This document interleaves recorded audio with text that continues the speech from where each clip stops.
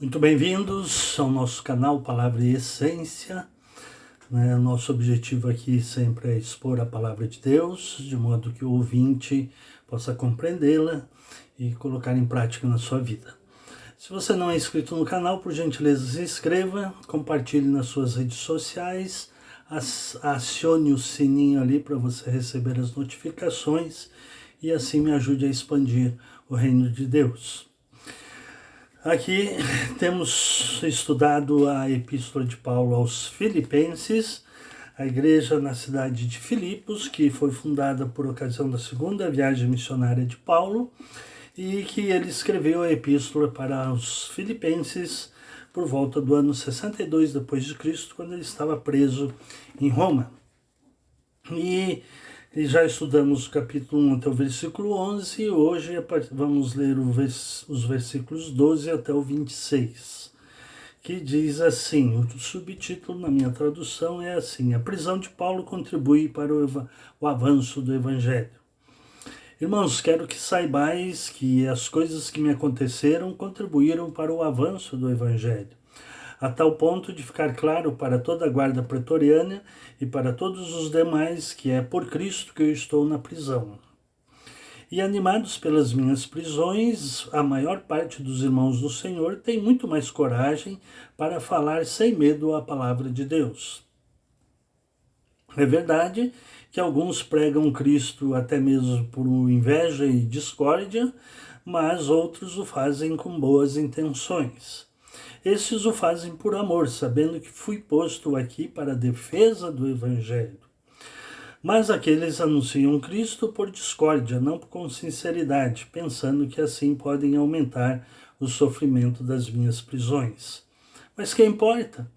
De qualquer forma, contando que Cristo seja anunciado, quer por pretexto, quer não, alegam-me com isso, e sim, sempre me alegrarei, pois sei que isso resultará em salvação para mim pela vossa súplica e pelo socorro do Espírito Santo de Jesus Cristo. Segundo a minha intensa expectativa e esperança de que em nada serei decepcionado, pelo contrário, com toda a ousadia, tanto agora como sempre, Cristo será engrandecido no meu corpo, seja pela vida, seja pela morte. Pois para mim o viver é Cristo e o morrer é lucro. Mas se o viver no corpo resulta para mim um fruto do meu trabalho, não sei então o que escolher. Sinto-me, porém, pressionado de ambos os lados, tendo o desejo de partir e estar com Cristo, pois isso é muito melhor, e, todavia, por vossa causa, acho mais necessário permanecer no corpo. E tendo essa confiança, sei que ficarei e permanecerei com todos vós para vosso desenvolvimento e alegria na fé, para que o motivo de vos orgulhardes cresça em mim, por mim em Cristo Jesus, pela minha presença de novo entre vocês. Como eu disse, Paulo estava preso em Roma quando ele escreveu esta epístola. O desejo dele era de ver ainda a igreja de Filipos, mas ele escreve e ele vai falar, de modo geral, de que como a prisão dele colaborou para o progresso do Evangelho, contribuiu para o avanço do Evangelho. Então ele começa dizendo isso, que tudo o que aconteceu para ele, inclusive a sua prisão em Roma, tinha contribuído para o avanço do Evangelho, para a evangelização de um modo geral, mesmo ele estando na prisão. A tal ponto, ele diz, versículo 13, de ficar claro para toda a guarda pretoriana e para todos os demais que é por Cristo que eu estou na prisão. Ficar claro para toda a guarda pretoriana é que Paulo estava preso em Roma e estava preso, ele tinha uma prisão domiciliar, vamos dizer assim, e ele tinha um soldado ao seu lado 24 horas por dia. E esses soldados, eles mudavam de turno a cada não sei quantas horas, mas pelo menos a cada dia mudava o soldado que estava guardando Paulo na sua prisão. de modo que ele diz que toda a guarda pretoriana, era a guarda do Palácio Real, do imperador, né, de Roma, e que então toda essa guarda, na medida que ia fazendo o revezamento para cuidar da prisão de Paulo, ia ouvindo o evangelho pregado por ele. Cada soldado que chegava ali, ele aproveitava a oportunidade e pregava o evangelho, e ele diz a ponto de que a guarda pretoriana, toda a guarda pretoriana e para todos os demais, está ficando claro para toda a guarda e para todas as demais pessoas que ele tem contato, que é por Cristo que ele está na prisão. Né? Justamente porque ele anunciava Cristo e a sua ressurreição entre os mortos, que os judeus o prenderam e levaram até Roma. E animados pelas minhas prisões, a maior parte dos irmãos do Senhor tem muito mais coragem para falar sem medo a palavra de Deus. Paulo nessa época vivia, não só Paulo, mas a igreja primitiva vivia nessa época uma intensa perseguição por parte dos romanos, porque eles adoravam, diziam que César era Deus e adoravam a César, e Paulo pregava que Jesus crucificado que era Deus e que devia ser adorado. Então, por conta disso, os cristãos eram intensamente perseguidos. Mas Paulo diz aqui que, animados com a prisão dele, né, muitos dos irmãos do Senhor têm muito mais coragem para falar sem medo a palavra de Deus. Ora, nós temos hoje no nosso país plena liberdade para falarmos da palavra de Deus. Não somos perseguidos diretamente, em alguns lugares indiretamente, mas, de modo geral, nós não temos coragem, né, para estarmos pregando diariamente para todas as pessoas que nós encontramos a palavra de Deus. Fica aqui a exortação de Paulo e o exemplo de Paulo para que isso aconteça nas nossas vidas. E Paulo daí descobre que ele diz que é verdade que alguns pregam Cristo até mesmo por inveja e discórdia, mas outros o fazem com boas intenções. Então há dois partidos aqui. Alguns pregavam o evangelho por inveja de Paulo e discórdia, né, com Paulo e com os seus seguidores, né, mas outros pregavam com boas intenções e o evangelho progredia e avançava no Império Romano. Esses que fazem com boas intenções, Paulo disse que eles fazem por amor, sabendo que fui posto aqui para a defesa do evangelho.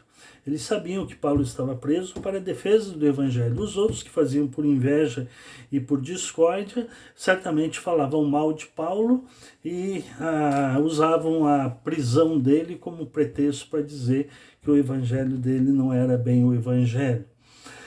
E versículo 17, mas aqueles anunciam Cristo por discórdia, não com sinceridade, pensando que assim pode aumentar o sofrimento das minhas prisões. E Paulo disse, mas que importa? Versículo 18. Ele não quer saber disso, se importa que o evangelho esteja sendo pregado. Versículo 18, de qualquer forma, contando que Cristo seja anunciado, quer por pretexto, quer não, alegro-me com isso e sim, sempre me alegrarei. Disse já aqui que uma das tônicas da carta de Paulo aos Filipenses é a alegria, que ele, apesar de estar preso, ele continua evangelizando, mesmo estando preso, e ele menciona, né, muitas vezes aqui nessa carta a sua alegria de saber que esses cristãos de Filipos estavam crescendo, se desenvolvendo e pregando o evangelho, que eles tinham um amor profundo de uns para com os outros e que Paulo sentia muita saudade deles, então a tônica da carta é a alegria. E aqui no versículo 18 ele diz, olha, no que importa se alguns estão pregando o evangelho por discórdia ou por inveja e outros fazendo por amor, o que importa é que Cristo seja anunciado e eu me alegro-me com isso e sempre me alegrarei. Duas expressões aqui da alegria de Paulo de que o evangelho estava sendo anunciado. Pois sei que isso resultará em salvação para mim pela vossa súplica e pelo socorro do Espírito de Jesus Cristo. Né? essa pregação do Evangelho, Paulo crê aqui que vai resultar, né, na sua libertação. Infelizmente isso não ocorreu. Paulo foi morto quando estava preso em Roma, alguns poucos anos mais tarde dele escrever essas cartas, mas essa era a esperança dele. E aí ele escreve o versículo 20, que é um versículo muito profundo e muito interessante, que eu admiro muito a escrita de Paulo, né, de ele estar preso, estar pregando o evangelho continuamente, se sentindo alegre por causa disso, se sentindo alegre pelo afeto que os irmãos de Filipos têm por ele. E no versículo 20 ele diz: segundo a minha intensa expectativa. Uma outra tradução fala ardente expectativa e esperança. Ele tinha uma expectativa e uma esperança de que em nada serei envergonhado ou decepcionado, como tem essa tradução que eu estou usando. Pelo contrário, com toda ousadia, tanto agora como sempre, Cristo será engrandecido no meu corpo, seja pela vida, seja pela morte. Ao mesmo tempo que ele tem esperança ali de que ele seja libertado, ele diz que a sua intensa expectativa e a sua esperança é que ele não vai se decepcionar, porque mediante o seu corpo, Cristo será engrandecido, mesmo ele estando vivo ou ele morrendo, né? Como aconteceu. Ele diz que Cristo será engrandecido no meu corpo, quer pela vida, quer pela morte. Aqui nós podemos tirar, aliás, de todos os versículos nós podemos tirar uma grande lição, mas aqui Paulo tem uma expectativa muito grande, uma intensa expectativa e uma esperança de que a vida dele, seja ele continuar vivendo, seja ele morrendo na prisão, através do corpo dele, Cristo vai ser engrandecido. Se é pela vida, porque através do corpo dele ele anunciou o evangelho. Se é pela morte, é porque ele vai morrer como um mártir do cristianismo, e então Cristo também será engrandecido. E a minha vida e a sua vida engrandece a Jesus Cristo? Você tem essa ardente expectativa de que Cristo seja engrandecido através do seu corpo, seja vivendo, seja morrendo? Essa era a ardente expectativa de Paulo. E ele diz, versículo 21, é muito conhecido, porque para mim o viver é Cristo e o morrer é lucro, né? Mas se o viver no corpo resulta para mim em fruto do meu trabalho, não sei mais o que escolher, né? Ele tinha uma expectativa grande de que viver é Cristo, e viver em Cristo implicava na prisão que ele estava sofrendo, né? E morrer era lucro. Mas ele já não sabia o que era melhor, se era uma coisa ou outra, porque ele disse: se viver no corpo resulta para mim em fruto do meu trabalho, não sei então o que escolher, porque ele sabia, se ele continuasse vivo, a sua vida resultaria em frutos no reino de Deus. E aí o versículo 23, sinto-me, porém, pressionado de ambos os lados, ou seja, de ficar vivo ou de querer morrer, porque eu quero que Cristo seja engrandecido no meu corpo, quer pela vida, quer pela morte. Tendo o desejo de partir e estar com Cristo, pois isto é muito melhor, Paulo tinha essa esperança e essa convicção, né? Todavia, por vossa causa, acho mais necessário permanecer no corpo. Mais necessário permanecer vivo para que eu possa continuar ensinando, ministrando, evangelizando, né? Sejam os guardas que fazem a sua guarda, sejam outras pessoas que o visitam ou que ficam sabendo da sua prisão, enfim, ele quer que permanecer por causa dos cristãos e das pessoas que ele evangeliza. Ele diz que quer permanecer no corpo. E tendo esta confiança, sei que ficarei e permanecerei com todos vós para vosso desenvolvimento e alegria na fé. Olha outra vez a palavra alegria aqui. Mas Paulo diz que tinha essa confiança de que Cristo seria engrandecido, seja no corpo, seja no seu corpo, seja pela vida, seja pela morte, tendo esta confiança. Sei que ficarei e permanecerei com todos vós. Para quê? Para o vosso desenvolvimento e alegria na fé. Nós cristãos precisamos desenvolver a nossa salvação, desenvolver a nossa fé e com alegria, desenvolvimento da fé. Quando Paulo vai escrever mais adiante aqui, ele fala de desenvolver a salvação ou realizar a salvação e crescer espiritualmente, né? Pedro também na sua epístola ele fala de crescer na graça e no conhecimento de nosso Senhor Jesus Cristo. O escritor aos Hebreus, ele fica admirado de aqueles irmãos há tanto tempo que já conheciam a palavra de Deus, mas ainda eram crianças espiritualmente. O apóstolo João também, quando ele escreveu a sua primeira epístola, ele também fala de que pessoas que precisam de leite para beber, porque ainda não são maduros espiritualmente. De modo que é uma imposição bíblica, é uma premissa bíblica do neotestamentária, no Velho Testamento também, através dos Salmos e dos Provérbios, notadamente, mas é uma premissa bíblica o desenvolvimento da nossa vida espiritual, o desenvolvimento da nossa salvação, ou dizendo em outras palavras, o nosso crescimento espiritual rumo à maturidade. Quando Paulo escreve aos Efésios, ele fala disso, da maturidade com uma intensidade muito grande. Efésios capítulo 4, ele vai mencionar isso, do crescimento, da necessidade de crescimento espiritual. Quando ele fala dos dons, aqui a partir do versículo 7 do capítulo 4 de Efésios, e ele fala dos dons, que ele designou alguns para apóstolos, tendo em vista o aperfeiçoamento dos santos para a obra do ministério e para a edificação do corpo de Cristo. Olha aí, edificação, crescimento. Até quando que eu tenho que crescer? Até que todos cheguemos à unidade da fé e do pleno conhecimento do Filho de Deus, epignosis, conforme nós vimos na outra semana, ao estado de homem feito, ser humano feito, perfeito, crescido, adulto, maduro, à medida da estatura da plenitude de Cristo. Qual é a medida? A medida da estatura da plenitude de Cristo. Precisamos crescer espiritualmente. E aí, versículo 14, ele diz: para que não sejamos mais inconstantes como crianças, levados ao redor por todo vento de doutrina, pela mentira dos homens, pela sua astúcia na invenção do erro. Pelo contrário, seguindo a verdade em amor, cresçamos em tudo naquele que é o cabeça, Cristo.